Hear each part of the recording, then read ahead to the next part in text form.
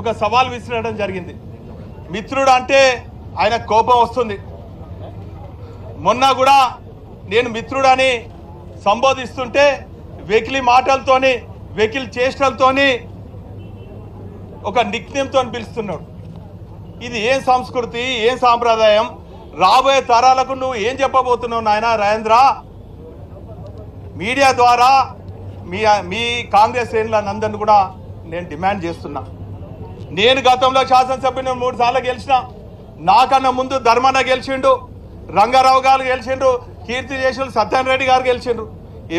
వాళ్ళు ఎప్పుడు కూడా వెకిలి మాటలు వెకిలి చేష్టలు చేయలేదు. నా 18 ఏళ్ళ రాజకీయ ప్రజాప్రతినిధి ప్రస్థానంలో నేను ప్రతిపక్ష నాయకుల మీద ఎక్కడ కూడా వెకిలి మాటలు మాట్లాడలేదు. ఇదే అభివృద్ధి కోసము అనేక పార్టీల కార్పొరేటర్లతో నాయకులతో చర్చించి వారి సమక్షంలోనే అనేక కార్యక్రమాలు చేయటం జరిగింది. ఈరోజు నా దమ్ము గురించి నా మిత్రుడు మాట్లాడుతుండు. నాయనా, నా దమ్ము నీ దమ్ము సమైక్య రాష్ట్రంలో తేలిపోయింది.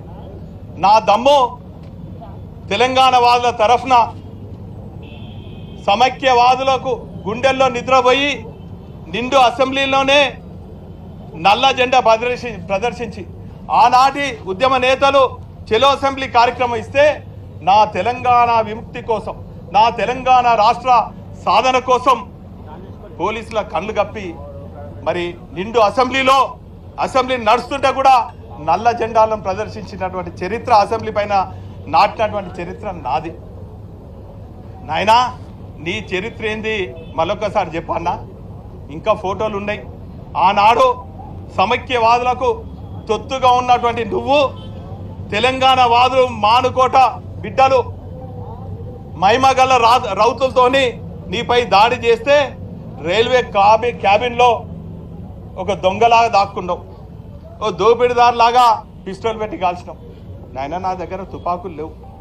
ప్రజలే నా బలం, ప్రజా సమస్యలే నా కార్యక్రమాలు, ప్రజా సమస్యల పరిష్కారమే నా జీవిత లక్ష్యం, ప్రజల ఆకాంక్ష మేరకే పనిచేయటం నా నిత్య జీవిత కార్యక్రమం. కానీ నాయన, నీ కథ ఏంది? నిన్నగాక మొన్న అడ్డిమారుగుడ్డి దెబ్బలో గెలిచి 7-8 నెలలు కాలే ఇది నేనే చేసిన అంటావు, అది నేనే చేసిన అంటావు. ఎంత విచిత్రంగా ఉంది, చాలా బాధేస్తుంది. నేను కూడా నీకు సమయం ఇద్దామనుకున్నా. 2 సంవత్సరాల పాటు నీకు సమయం ఇచ్చి నీ అభివృద్ధి కార్యక్రమాలు ఏంది, నీ నిధులు తెచ్చుడు ఏంది అని చెప్పి నేను మా శ్రేణులందరూ కూడా ఎక్కడ విమర్శించొద్దు అనుకున్నాం, ఎక్కడ నిన్ను ప్రశ్నించొద్దు అనుకున్నావు. గడికి 2 నెలల కోసం నన్ను గెలుపుతున్నావు. నేను వాస్తవాలు ప్రజలకు చెప్పదలుచుకున్నాను. మొన్న కాళోజీ కళాక్షేత్రం గురించి గెలికినావు, దాని చరిత్ర ఏందో చెప్పిన. నిన్న ఇక్కడికి వచ్చినావు, నైమ్నగర్ నాలా గురించి, నైమ్నగర్ బ్రిడ్జ్ గురించి మాట్లాడినావు. నీకు ఈ చరిత్ర తెలుసా నాయన? 2020 ఆగస్టులో దేశంలో ఎక్కడ కురవని వర్షపాతం ఈ నగరంలో కురిచింది. దేశంలో అంత పెద్ద వర్షపాతం కురవటం దేశంలోనే మొదటిసారి. శాస్త్రవేత్తలు చెప్పినట్టు 275 మిల్లీమీటర్స్ వర్షం కురిసింది. 27.5 సెంటీమీటర్ల వర్షపాతం ఈ నగరాన్ని కుదిపేసింది.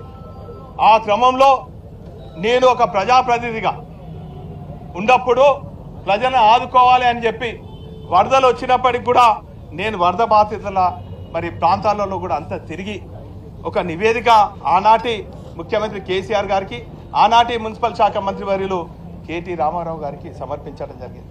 సమర్పించుడే కాదు, ఆయన స్వయంగా ఈ వరద ప్రాంతాలకు తీసుకురావడం జరిగింది.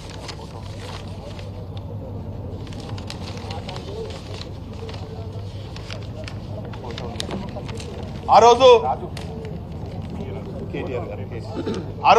స్వయంగా కేటీఆర్ గారిని తీసుకొచ్చి మా మీడియా మిత్రుల సమక్షంలోనే బస్సు పెట్టి ఇక్కడి నుంచి సమయనగర్, ఇక్కడి నుంచి వరద ప్రాంతాలంతా కూడా తిరిగి మరి ఎక్కడ ఎన్ని నిధులు కావాలని చెప్పి అంచనాలు వేస్తే, నేను టెక్నికల్గా ఇంజనీర్ని కాదు, ప్రజా సమస్యను తెలుసుకొని ప్రభుత్వానికి నివేదించే బాధ్యత తీసుకున్నా.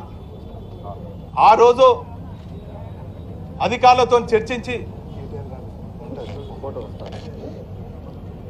నివేదించి టెక్నికల్గా అధ్యయనం చేసి ఒక 500 కోట్లు నివేదిస్తే తక్షణం రిలీఫ్ కింద 250 కోట్లు ఆ రోజు ముఖ్యమంత్రి గారు మరియు కేటీ రామారావు గారు మరి శాంక్షన్ చేసినటువంటి విషయం మీ అందరికి కూడా తెలుసు. చూడండి, ఇది 2 అడ్మినిస్ట్రేటివ్ శాంక్షన్. మేము 500 కోట్లకు అంచనా వేస్తే 250 కోట్లకు మరి ఇవ్వడం జరిగింది. ఆ 250 కోట్లలో అనేక వరద ముంపు ప్రాంతాలలో అనేక కార్యక్రమాలు చేయడం జరిగింది. అది సమ్మయ్య నగర్లో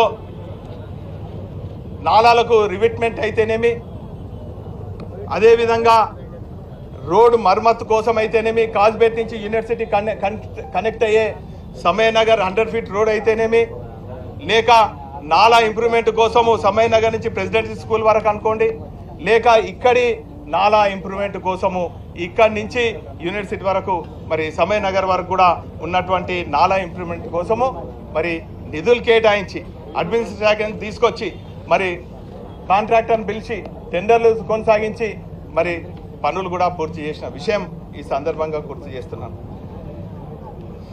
అయితే ట్రాఫిక్ను దృష్టిలో పెట్టుకొని ప్రజలకు ఇబ్బంది కావద్దు అని చెప్పి అటు Sammaiah Nagar 100 feet road widening కానీ, ఇటు నైమ్నగర్ బ్రిడ్జ్ వైడెనింగ్ కానీ 2 సైమల్టేనియస్గా జరగొద్దనే ఉద్దేశంతో సమ్మయ్య నగర్లో ఉన్నటువంటి కాజుపేట నుంచి కేయూసీ వరకు జరుగుతున్నటువంటి వైడెనింగ్లో ఫస్ట్ పోర్షన్గా సమ్మయ్య నగర్ తీసుకున్నాం. ఆ తర్వాత రిటైనింగ్ వాల్ తీసుకోవడం జరిగింది. ఆ తదుపరి ఇక్కడ కార్యక్రమం చేద్దామని చెప్పి మరి అంతకుముందే మరి ఇక్కడ రిటైనింగ్ వాల్ కూడా మరి నిర్మాణం చేసినటువంటి విషయాన్ని మీ అందరికి కూడా తెలుసు. అయితే ఆ కార్యక్రమం సమ్మయ్య నగర్ వైడెనింగ్ అయిన అనంతరం ఈ కార్యక్రమం ప్రారంభిద్దాం అనుకునే వరకే ఎలక్షన్ కోడ్ వచ్చింది. ఆ ఎలక్షన్ కోడ్లో మీరు అమలు కాని హామీలు ఇచ్చి 420 హామీలు ఇచ్చి 6 గ్యారెంటీలతోని తెలంగాణ ప్రజలను మోసం చేసి మభ్యపెట్టి అధికారంలోకి వచ్చి మరి ఏ ఒక్క హామీ నెరవేర్చకుండా ఈరోజు ప్రజలు ఎక్కడ తిరగబడతారనో, ప్రజలు మీరు ఇచ్చినటువంటి హామీలు అడుగుతారని చెప్పి